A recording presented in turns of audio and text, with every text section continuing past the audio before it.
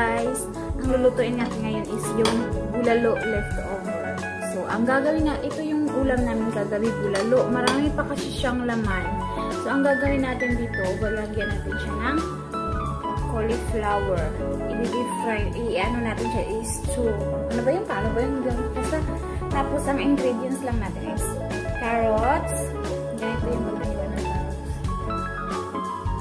Onion, garlic.